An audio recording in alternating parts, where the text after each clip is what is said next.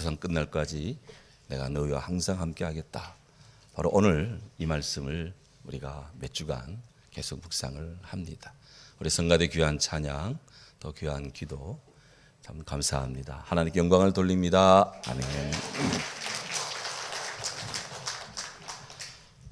한 인간의 의식, 또 기억, 생각 이런 것들이 들어있는 영역을 뇌리라고 하는데요. 이 인간의 뇌리를 아주 강하게 각성시키는 것 중 하나가 사랑하고 존경하는 분의 마지막 당부, 유언, 그것입니다.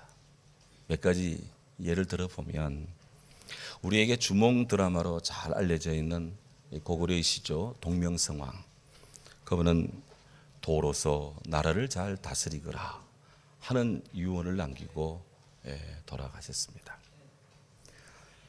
고려태조 왕건, 그 왕건은 뜬구름처럼 덧없는 인생이 예로부터 이러한 것이구나 라는 마지막 말을 하셨습니다.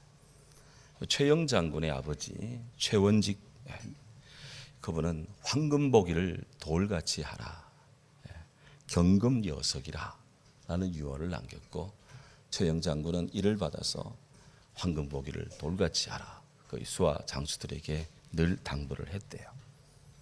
우리 한글을 만드신 세종대왕, 외인과 야인을 다루는 것은 적은 문제가 아니다.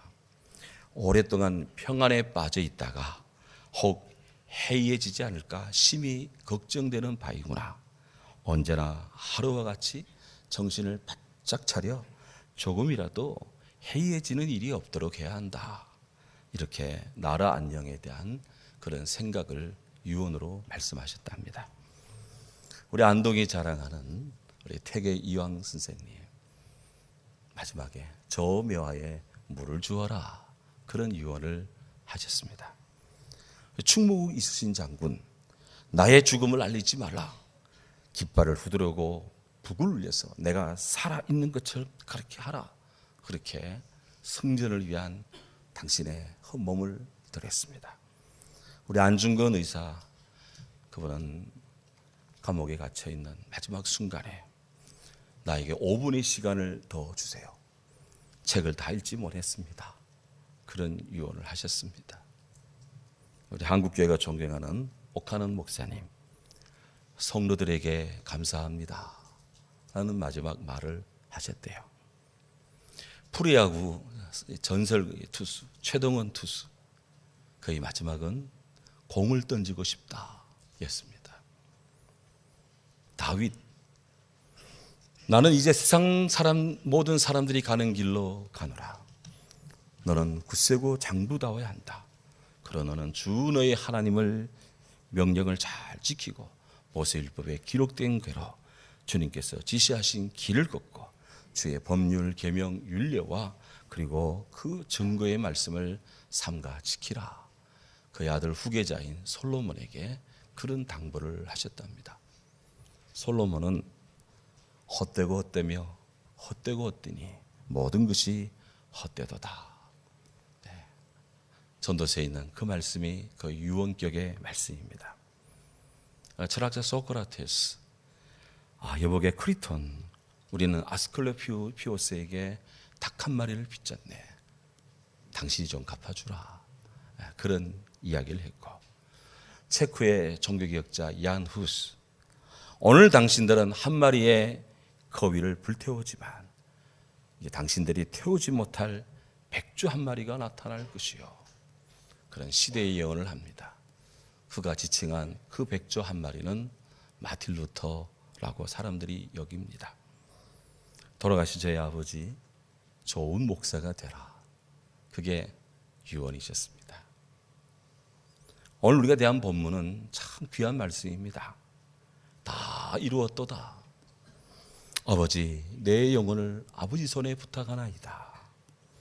이런 말씀을 하신 후 십자가에 돌아가신 예수님, 이제 3일 만에 부활하셔서 40일 동안 이 땅에 계시다가 하늘로 승천하실 때가 되었습니다. 그리고 갈릴리 한 산에서 오늘 이 말씀을 하십니다. 하늘과 땅의 모든 권세를 내게 주셨는데 그러므로 너희는 가서 모든 족속으로 제자를 삼아 아버지 아들과 성령의 이름으로 세례를 주고 내가 너에게 분부한 모든 것을 가르쳐 지키게 하라. 볼지어다 내가 세상 끝날까지 너희와 항상 함께 하겠노라. 아멘. 후대의 성도들은 예수님의 이 말씀을 지상명령으로 여깁니다. 지상명령, 위대한 명령, 세상에서 제일 높고 귀한 명령, 반드시 따라야 될 명령, 아주 위대한 위임, 영어로는 The Great Commission, The Great Command, 우리 하나님의 절대적 명령으로 여깁니다. 말씀드린 대로 바로 오늘 이번 주부터 몇 주간 이 말씀을 계속해서 우리가 묵상을 합니다. 오늘 이 말씀을 하시길 때 그 앞에 그때 제자들의 상황이 오늘 성경 16절 17절에 기록되어 있습니다. 11 제자가 갈릴리에 가서 예수께 지시하신 산에 이르러 예수를 배웠고 경배하나 아직도 의심하는 사람들이 있더라 그랬어요. 예수님 12제자 가운데 가룟 유다가 주님을 배반하고 죄책감을 못 이겨 그렇게 자살을 했습니다. 그래서 11제자가 되었죠. 그들이 지금 부활하신 주님이 갈릴리에서 만나자 하신다는 이야기를 듣고 그들이 주님께 모였습니다. 제자들도 사람인지라 예수님 십자가 사건을 보면서 그토록 믿고 따랐던 그들의 주군이 저렇게 무참히 죽으니 그들은 실망했습니다. 절망합니다. 좌절감에 빠집니다. 당연한 일이죠. 불불이 흩어져 버렸습니다. 그런데 놀라운 일이 났습니다. 십자가에 못 박히신 예수께서 살아나신 거예요. 우리 주님이 사셨습니다. 부활하셨습니다. 주의 천사가 부활의 무덤을 찾아온 막달라 마리아, 다른 마리아에게 천사가 말합니다. 빨리 가서 그의 제자들에게 말하세요. 그가 죽은 자 가운데서 일어나셨습니다. 그가 여기 계시지 않습니다. 그가 일어나셔서 제자들보다 먼저 갈릴리로 가십니다. 거기서 그들을 뵙고자 합니다. 보고자 합니다. 예수 부활을 전하게 했습니다. 하여 막달라 마리아, 다른 마리아는 성경에 따르면 그들은 한편으로는 두려웠고 한편으로는 큰 기쁨을 가지고 그들이 무덤을 떠나 제자들에게 예수님 부활 소식을 알리고자 다름질을 했습니다. 뛰어갔답니다. 가면 그들이 뛰어가는 중 우리 부활하신 예수님이 막달라 마리아, 다른 마리아를 만나 주십니다. 말씀합니다. 평안하냐? Greetings, Shalom. 평안하냐? 무서워하지 마라. 가서 내 형제들에게 내가 갈릴리로 간다고 말하라. 거기서 나를 만날 것이다. 이런 주님의 확정이 또 있습니다. 막달라 마리아, 마르다는 정말 뜨거운 마음으로 주님의 부활 소식을 전합니다. 그래서 갈릴리 쪽으로 쫓아갔습니다. 마태마가 누가 요한 이 사복음서에 따르면 예수님께서 부활하신 후에 여러 곳에서 제자들을 만나 주십니다. 그런데 오늘 우리가 묵상하는 이 최고의 지상명령, 이 말씀이 주어지는 곳이 갈릴리라고 하는 사실은 마태복음이 명시하고 있습니다. 다른 쪽에는 그냥 다른 산에서 이 말씀이 잘 나오지가 않아요. 그런데 이 마태복음만이 갈릴리라 하는 이 장소를 명시하고 여기에 뭔가 주님의 의미가 있다는 것을 우리에게 암시를 하고 있습니다. 마태복음을 연구하는 사람들은 이 갈릴리라고 하는 지역이 예수님의 활동의 주 활동 지역이었다는 것 뿐이 아니요, 이 갈릴리가 이방의 상징이라는 점을 대단히 중요시합니다. 갈릴리는 예수님의 주 감신사인 소외된 사람들, 약한 사람들, 가난한 사람들, 병든 자들이 상징으로 되어 있습니다. 그곳은 로마 제국으로부터 많은 박해를 받았고 억압을 받았고 착취를 당했고 유대교의 거짓된 종교인들로부터도 기만을 당하는 이른바 가난한 사람들의 도시, 힘없고 빽없는 민중들의 도시, 일반인들의 그런 마을이 바로 갈릴리입니다. 예수님은 제자들을 예루살렘으로 호출하지 않았습니다. 그들이 정말 힘없는 곳으로 스며드는 제자들이 갈 곳을 향해 주님이 먼저 가 계시며 거리로 모이라고 집합명령을 내렸습니다. 성경은 그 산이 어떤 산인지 명확히 말하지는 않습니다만은 예수님에게나 제자들에게나 아주 익숙한 산으로 그렇게 추정됩니다. 갈릴리의 한 산에서 거기서 볼 것이다. 산이라고 하는 것. 산은 인간이 살아가는데 필수 불가결한 그런 곳입니다. 세계 인구 60억 가운데 10분의 1이 6억 정도가 산에서 살고 있습니다. 세계 인구 30억이 생존에 필요한 물을 산에서 얻습니다. 인간이 발생시킨 여러 오염된 공기 이런 것들의 절반 이상을 산이 흡수해서 그렇게 정화시켜 줍니다. 우리 한반도 대한민국 한반도가 삼천리인데요. 이 삼천리에 500m 이상 되는 산이 1, 2당 하나씩 서 있습니다. 그러니까 400m당 500m 산들이 쫙 있다는 거예요. 그래서 그런지 우리나라 사람들은 산을 정말 사랑합니다.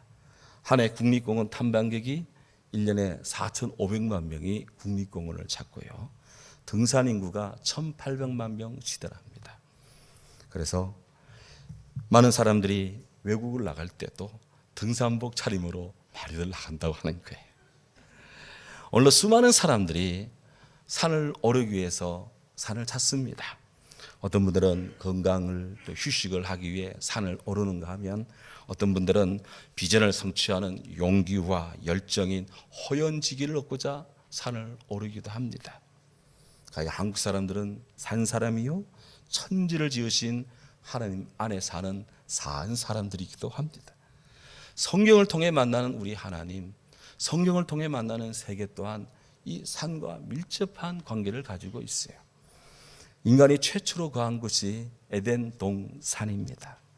노아가 홍수를 대비하여 방주를 지었는데요. 어느 산에서 방주를 지었습니다. 그 방주가 홍수 뒤 둥둥 떠다가 홍수 뒤에 탁 멈춘 곳이 아라랏산, 오늘날 아르메니아에 있는 아라랏산으로 그렇게 여겨집니다.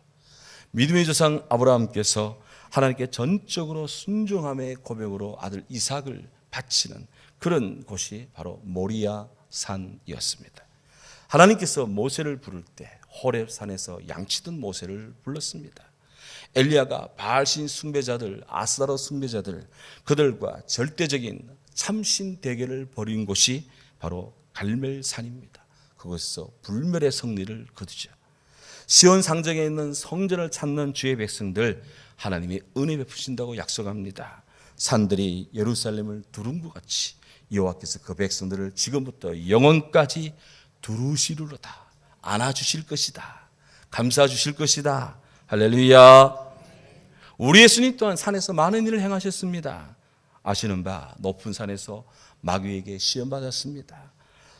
산에서 산상수훈 팔복의 말씀 귀한 말씀을 가르칩니다. 만일 너희에게 믿음이 겨자씨만한 여러 작은 믿음이라도 있다면 이 산을 명하여 여기서 저기로 옮기라 하면 옮길 것이고 우리가 못할 것이 없다. 주님 그렇게 말씀합니다. 예수님께서 12제자를 뽑으셔서 제자로 임명할 때 산으로 불러 세우셨답니다. 주님이 산에 오르셔서 밤이 맞도록 기도했다는 것 너무나 귀한 이야기잖아요. 주님이 어느 산에 오르셨을 때 그 모습이 참으로 놀랄 만한 빛으로 형용하리 그렇게 변화가 되었습니다. 이름하여 변화산입니다. 아름다운 변화 역사는 주께서 임하시는 산에서 일어납니다. 예수님은 감난산에서 세상 끝날에 이루어질 여러 징조들을 아주 진지하게 말씀해 주셨습니다. 마태복음 24장, 25장은 작은 묵시록을 할 정도로 그렇게 시대의 종말에 대한 말씀을 하는데 그것이 예루살렘을 바라보는 감난산에서 말씀드립니다. 우리 주님 십자가 지시기 전 땀방울이 핏방울 되도록 겟세마네 동산에서 기도하셨습니다.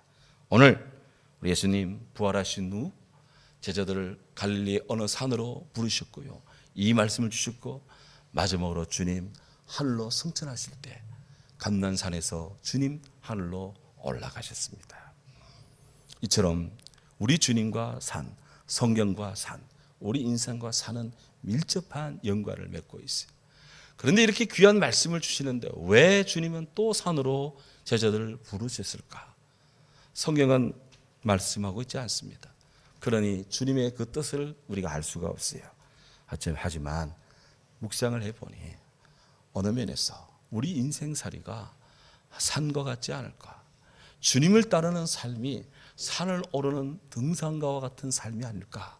문득 그런 생각을 했습니다. 정상에 오르기가 쉽지가 않습니다. 그곳에 머무는 시간도 지극히 짧습니다. 산이 높으면 골도 깊습니다.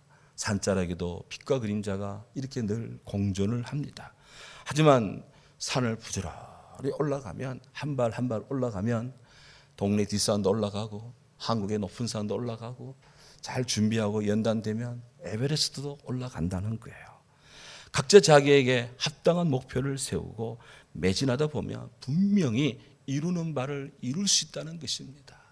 주님은 가서 모든 족속에게 제자를 삼아라 라는 위대한 주의 복음의 비전을 주시는데 높은 산에 올라 세계를 바라보는 비전을 가지고 그리고 그들이 해야 될 일을 아마 주님이 그렇게 마음에 부어주시지 않았을까 그런 생각을 하죠.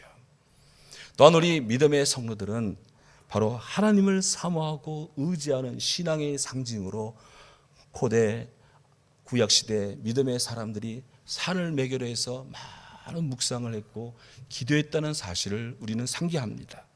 내가 산을 향하여 눈을 들리라. 나의 도움이 어디서 올까? 나의 도움이 천지를 지으신 여호와에게서로다. 아멘. 위로부터 부어주시는 하나님의 사랑, 그 하나님의 축복으로 삶의 지경이 넓어집니다. 영혼이 잘된 같이 범사가 잘되고 강건해집니다. 위로부터 주어지는 역사예요. 주님을 향해 올라가는 신앙을 가지는 자에게 이런 은혜의 축복이 주어집니다. 해서 주님은 당신의 제자들을 낮은 골짜기 평이한 평원이 아니라 산으로 모이라 했지 않았을까. 어쨌든 주님은 우리를 살리고 제자들을 일으키고 비전을 주시고 세계를 품도록 높은 곳에 서게 했습니다. 그런데 거기서 제 주님을 만난 제자들, 그들 중에 예수를 배웠고 경배하는 이도 있었습니다. 하지만 아직도 의심하는 자가 있었다고 말합니다. 여기 경배드렸다 그랬어요. 프로스큐네오 헬라어로, 영어로는 worshipped, 예배하였다 이 말입니다. 그리스도를 왕으로 나타내는 단어입니다. 마태복음이 아주 즐겨 쓰는 그런 특징적인 어휘입니다. 중요한 것, 제자들이 예수님을 보자마자 경배했다라고 하는 사실은 이제 십자가의 패배는 더 이상 문제가 되지 않았습니다. 그것이 더 이상 그들을 짓누를 일이 없게 되었습니다. 왜? 주님이 부활하셨습니다. 주님이 승리하셨기 때문입니다. 이제 주님은 부활의 주님, 섬김의 자리, 섬김받는 자리, 제자들이 다 엎드려 경배하는 공식적 위치에 서게 되었습니다. 제자들은 진정한 왕이 로마 황제가 아니요 우리 주님을 알고 주님임을 알고 진정한 구원자가 우리 주 예수 그리스도인 줄 알고 부활하신 주님을 향해 그들이 예배했습니다. 섬겼습니다. 엎드렸습니다. 하지만 그들 중에는 여전히 의심하는 자들이 있었습니다. But some doubted. 그들이 의심을 했다. 여기 의심하는 자들은 모두 예수님 부활을 보지 못했기 때문에, 듣기만 했기 때문에 눈앞에 있는 이분이 정말 예수님인가 이렇게 의심을 했다는 것이죠. 마태마가 누가 요한 이 사복음서에 따르면 부활하신 예수님께서 갈릴리 그 산에 이르기까지 여러 사람들을 만나 주었습니다. 막달라 마리아를 만나 주셨고 엠마오로 가는 두 제자도 만나 주셨고 베드로도 만나 주셨고 10 제자를 동시에 만나 주시기도 했고 갈릴리 바다에서 7명의 제자들과 함께 해변가에서 식사도 같이 하기도 했고 명확하지는 않지만 이 12제자 그룹에 들지 않은 사람들은 그렇게 주님을 가까이 만나기는 어려웠을 거예요. 그래서 일부 의심하는 자들도 있을 것입니다. 신학자들은 이곳에 11제자만이 아니라 다른 여타 주님을 흠모하는 자들도 있었다고 보고 있습니다. 어쨌든 주님을 잘 믿고 알고 알아채고 경배하는 자들도 있지만 의심하는 자들이 있었습니다. 마태는 이 사실을 그렇게 기록해 두고 있습니다. 그런데 중요한 것은 우리 예수님께서 그 의심하는 제자들을 책망하지 않았다는 거예요. 너 왜 믿지 않느냐? 너 왜 경배하지 않느냐? 너 왜 나에게 엎드리지 않느냐? 주님 그렇게 하지 않았습니다. 십자가의 충격이라는, 죽음이라는 큰 충격받은 자들에게 자리하는 두려움, 의심, 자연스러운 것입니다. 도리어 오늘 성경에 보면 예수님께서 그들 가까이 다가가 주셨습니다. 그들에게 이르시매 라는 말이 다가가셨다는 말입니다. Then Jesus came to them. 예수께서 그들에게로 다가갔습니다. 의심하는 자들은 저쪽에 있고 의심하고, 주님은 그들에게로 몇 걸음 더 움직여서 다가갔다는 말입니다.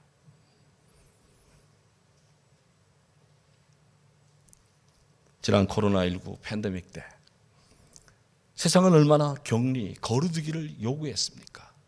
가까운 사람끼리도 거리두기하고 떨어져라 그러고 마스크 끼고. 성경에도 그런 예가 없지 않습니다. 있습니다. 레위기 13장 14장에 보면 악성 피부병, 전염성 피부병, 나병 환자 등등 이런 자들을 아주 신중하게 진단하고, 그런 다음 이 병이 전염성 있다면 아주 단호하게 대처를 했습니다. 그가 누구든지 성 밖으로 일주일 동안 내보내서 격리를 시킵니다. 그 후에 제사에 가서 또 진단하고 또 진단하고, 애매하면 다시 일주일씩 격리를 시키고, 그런 과정이 반복됩니다. 레위기 하나님께서 전염성 질환에 걸린 사람들을 혐오해서, 그런 자들을 미워해서 진 밖으로 내치고 격리하라 그러고 그렇게 명령한 것이 아니에요. 공동체 전체의 안전을 지키기 위해서 하나님의 처방이었습니다. 전염성 질환에 걸린 사람들은 아쉽고 답답하고 또 싫지만 공동체를 사랑하고 가족을 사랑하고 배려하는 마음으로 그들 자신을 스스로 격리시키는 의무를 수행해야만 했습니다. 그건 바로 사랑의 조치들입니다. 그런데 사람들은 이런 하나님의 사랑의 조치에 정신을 잊어먹습니다. 대신 율법의 문자만 얼베입니다. 율법의 정신은 망각한 채 그들은 차가운 율법주의에 걸려서 정죄받은 사람, 나쁜 사람, 귀신 들린 사람, 못쓸 사람들 하며 돌을 던지며 마구 쳐대는 것이 인간이었습니다. 누가복음 17장에 보면 그런 이야기가 나옵니다. 10명의 나온 자를 주님이 만나십니다. 예수님도 10명의 나온 자가 저기 있었을 때 예수님도 가던 길을 멈추고 그들의 이야기를 듣습니다. 나사렛 예수여, 우리를 불쌍히 여기소서. 그래, 가서 예루살렘 제사장한테 가서 니들 몸을 보이라. 이렇게 주님이 나병 환자 10명을 만날 때는 일정한 거리를 두고 만나는 것 같아요. 늘 주님은 그런 나병, 이 몸에 피부병, 몸에 몹쓸 병을 지닌 이런 사람들을 늘 거리두기 격리만 했느냐? 아닙니다. 마태복음 8장 2절 3절에 보면 예수님은 당신을 찾아온, 개별적으로 찾아온 나병 환자에게 주님이 손을 대어서 고쳐줍니다. 분이 아닙니다. 마태복음 26장 6절에 보면 나병 환자였던 시몬의 집에 가셔서 잠도 주무셨습니다. 주님이 거리두기 할 때는 하고 가까이 갈 때는 가까이 합니다. 무엇일까요? 의심하는 자들이 있었습니다. 주님이 그들에게로 다가가 주셨습니다.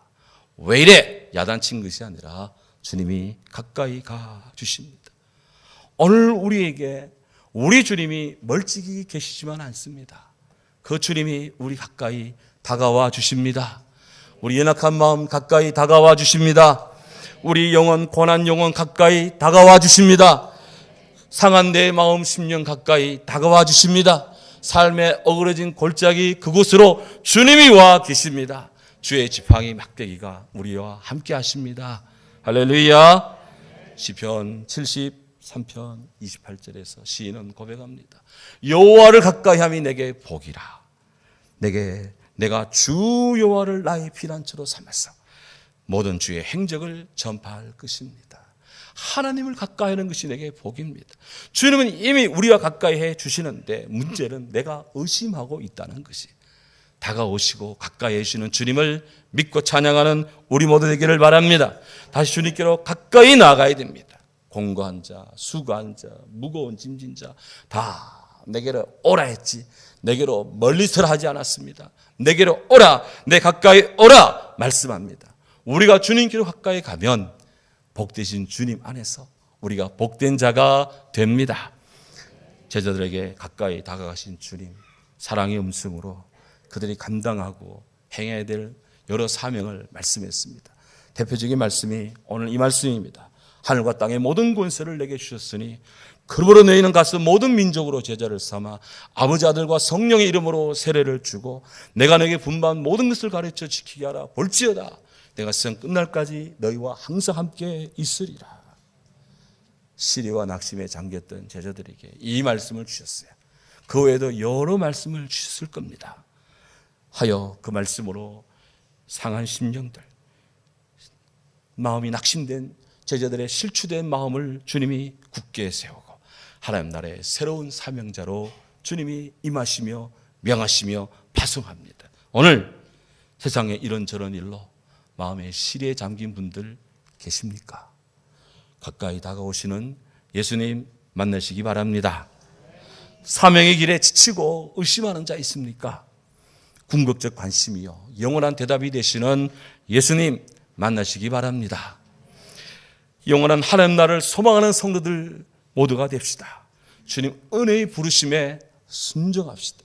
복음을 전하는 일은 우리가 천천히 이 다음에 때를 보아서가 아니라 막달라 마리아, 마르다가 그런 것처럼 빨리 가서 달려가서 힘있게 전하는 것, 소망 중에 전하는 것, 평안 속에 전하는 하늘의 메시지입니다. 생명의 빛, 복음의 빛, 예수를 만나는데 어떤 다른 것보다 뒤에 두지 말고 먼저 하는 우리 모두가 됩시다. 복음의 사명을 재인식하고 세상 모든 사람들에게 복음을 전하는 주의 청지기, 복음의 롤 모델 되는 그런 교회요 성도가 되어야 될 것입니다. 부활하신 우리 주님을 찬양합니다. 네, 기도합니다. 귀하신 주님 감사합니다.